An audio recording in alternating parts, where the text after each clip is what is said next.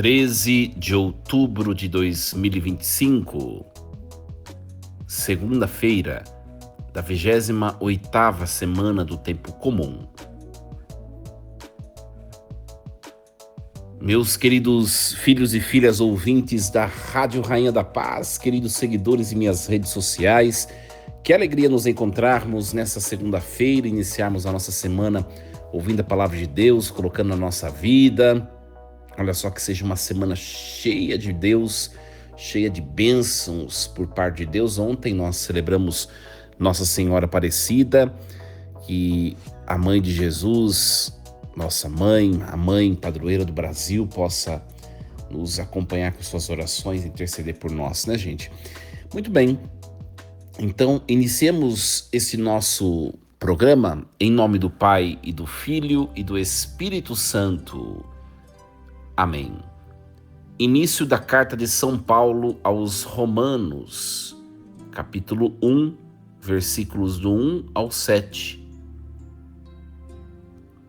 Paulo, servo de Jesus Cristo, apóstolo por vocação, escolhido para o Evangelho de Deus, que pelos profetas havia prometido nas Escrituras e que diz respeito a seu Filho, descendente de Davi segundo a carne, autenticado como Filho de Deus com poder, pelo Espírito de santidade que o ressuscitou dos mortos, Jesus Cristo, nosso Senhor.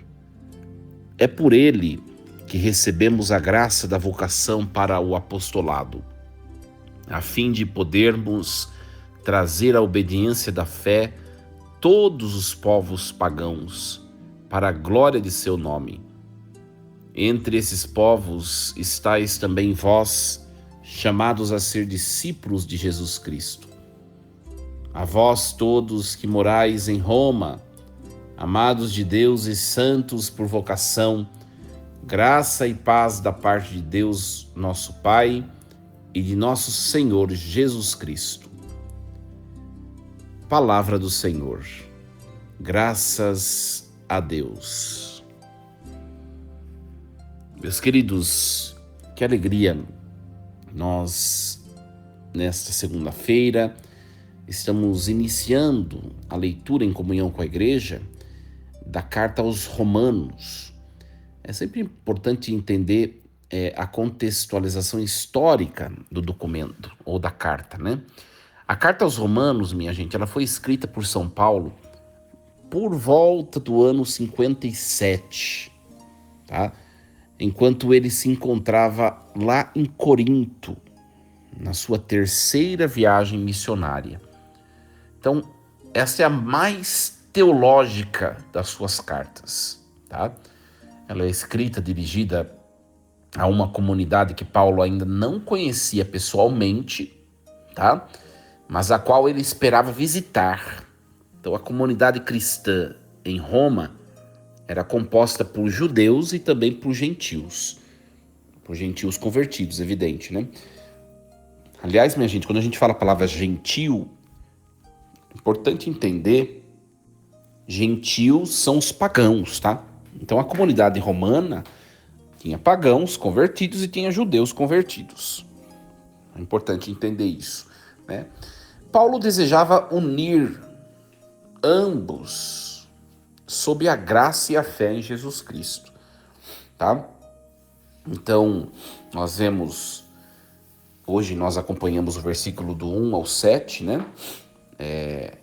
Esses versículos que a igreja nos propõe hoje formam a saudação inicial da carta. Mas essa saudação inicial que nós refletimos hoje já é densa no conteúdo teológico e cristológico, né? Ela apresenta Paulo, seu chamado, o evangelho, também a identidade dos destinatários. Então vamos acompanhar parte por parte. Olha só, versículo 1. Paulo, servo de Jesus Cristo, chamado para ser apóstolo, escolhido para anunciar o evangelho de Deus. Então, quando ele fala a expressão servo de Jesus Cristo, né, o grego usado aqui, a expressão grega, é doulos. Na verdade significa não servo, mas escravo. Um servo totalmente submisso. Não é um funcionário de Jesus Cristo, né? Mas alguém cuja vida pertence totalmente a Jesus Cristo. A palavra doulos, né? Infelizmente o Novo Testamento, às vezes os lecionários da igreja traduzem toda vez o doulos por servo. Mas a palavra mais ideal é escravo, né? Por quê? Porque quando se fala servo ou trabalhador, né? Ou empregado, né? Você já supõe direitos e deveres. Agora, quando você fala só escravo, né? Você supõe somente deveres e não direitos, né? É diferente. Então, é muito importante, só esse primeiro versículo, a reflexão para nós, sobretudo pastores da igreja, né? Servo de Jesus Cristo, escravo de Jesus Cristo, ou seja, será que nós estamos fazendo aquilo que nós fazemos por Deus, de todo o nosso coração, de maneira gratuita? Ou nós temos as nossas exigências e nós queremos tirar as nossas vantagens? Né? É para nossa reflexão. E aí ele diz, chamado para ser apóstolo. Né? A palavra kletos apóstolos, né? Ou seja, chamado para ser apóstolo. Literalmente, chamado como apóstolo. Então, ele está tentando mostrar para a comunidade romana o quê? Ele não se autoproclamou, mas ele foi chamado por Deus, escolhido para anunciar o evangelho, né? Aforizó, né? O evangelho, aforizó, né? Aforizó, né? Do grego, separado, escolhido, né? Então, nós refletimos a nossa missão para a qual Deus nos envia e nos enviou. Né? Eu sou sacerdote, sou padre, vocês têm a função de vocês nos seus trabalhos, na sua casa, na sua família, tem a sua vocação, tem tantas incumbências. Deus nos separou para isso. É uma missão divina, é uma missão que vem de Deus. Né? E aí, é interessante que Paulo ele não se gloria da missão, mas da graça que o fez servo do evangelho. Isso nos diz Santo Agostinho, né? Então, todos nós somos chamados a sermos servos de Cristo, colocando a nossa vida a serviço do evangelho, né? Sendo pessoas gratuitas, disponíveis. A gente vê na igreja, minha gente, nos últimos tempos, quantas comunidades nós padres, né? Às vezes tem que ficar implorando para as pessoas fazer as coisas, sabe? As pessoas têm perdido o senso, né? Têm perdido a consciência de que a igreja não pertence ao clero. O clero constitui como que um corpo gestor da igreja, né? Mas todos nós temos responsabilidade na igreja. Tem pessoas que não têm essa consciência. Parece que está fazendo um favor, parece que está fazendo... quando faz alguma coisa em benefício da comunidade, parece que está fazendo um favor. Não, mas você é parte daquilo. Né? E aí o versículo 2 e 3 vai dizer assim, que pelos profetas havia prometido nas Sagradas Escrituras e que diz respeito a seu filho, descendente de Davi segundo a carne. Claro que está em continuação, né? O primeiro versículo, Paulo, servo de Jesus Cristo, chamado para ser apóstolo, escolhido para anunciar o evangelho de Deus, que pelos profetas havia prometido nas Escrituras, nas Sagradas Escrituras, e que diz respeito a seu filho, descendente de Davi segundo a carne. Então, nós vemos prometido pelos profetas. O evangelho não é novidade, ele tem as raízes no Antigo Testamento. Prometido pelos profetas. Toda a escritura aponta para Jesus Cristo. Né? Aqui no grego, nas Sagradas Escrituras, em em grafais, radias, né? Adias, que quer dizer, nas Sagradas Escrituras, ou seja,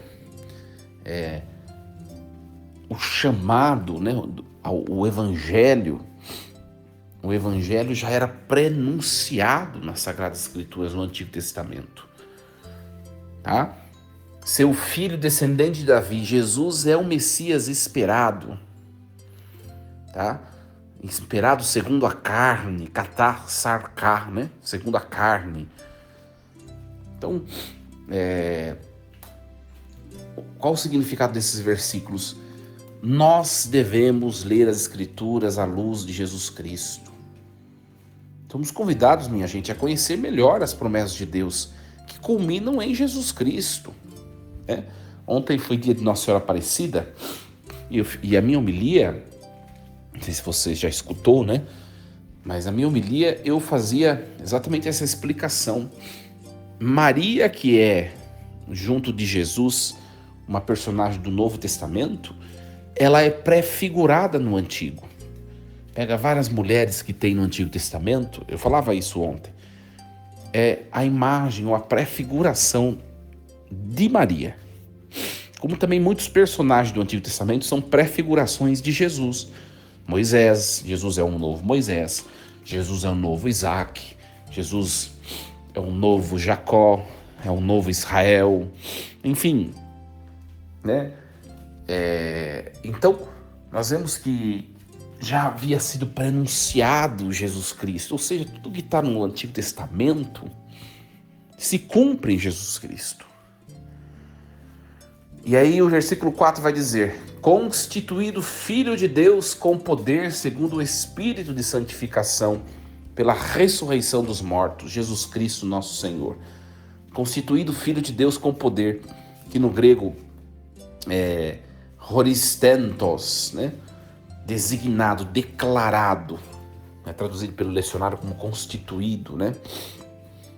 Não quer dizer que Jesus se tornou Filho de Deus, tá? Mas quer dizer que a ressurreição revelou publicamente o que Jesus sempre foi, né? Segundo o Espírito de santificação, né? O Espírito Santo, né? A santidade divina de Cristo, sabemos o que se refere a esse versículo, né?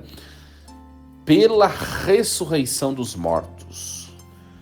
Então, aqui o centro da fé cristã é a ressurreição de Jesus Cristo, porque na ressurreição se mostra o poder divino de Jesus de Nazaré.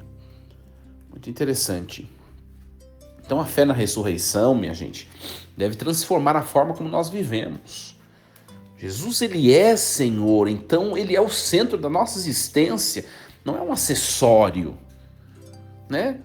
Que as nossas decisões, sonhos e projetos sejam guiados por Jesus, que a religião não seja um acessório, um momento, mas seja o nosso respirar. Que bonito, né? E aí o versículo 5 vai dizer assim: por ele recebemos a graça da vocação para apostolado, a fim de conduzir todos os povos à obediência da fé para a glória do seu nome.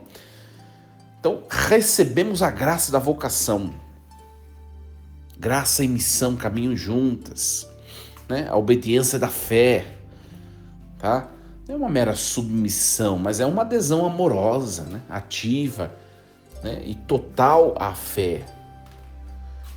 Minha gente, nós fomos alcançados pela graça e a graça nos envia.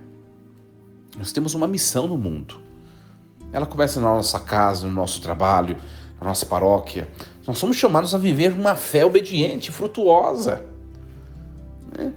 Então, aí o versículo 6 e 7, que são os dois últimos, né? Ele diz assim: entre esses povos estáis também vós, chamados a ser discípulos de Jesus Cristo. A todos vós que morais em Roma, amados de Deus e santos por vocação, graça e paz da parte de Deus, nosso Pai, e de nosso Senhor Jesus Cristo. O que quer dizer isso daqui? Nós somos chamados à santidade. Não é coisa de elite espiritual. mas de todos nós. Nós podemos, como nós podemos responder ao chamado? Olha, vivendo a graça recebida, buscando a paz com Deus, com os irmãos, servindo uma comunidade, dando o nosso melhor. Então, minha gente, só para arrematar esse texto, hoje nós acompanhamos o início da carta aos Romanos. E nesse início da carta aos Romanos, São Paulo já nos oferece um resumo condensado do Evangelho, que transformou a sua vida e que também transforma a nossa vida, né? Chamado, identidade. Paulo, ele é servo, ele é chamado a ser apóstolo. Ele não se intitula, ele foi chamado, né?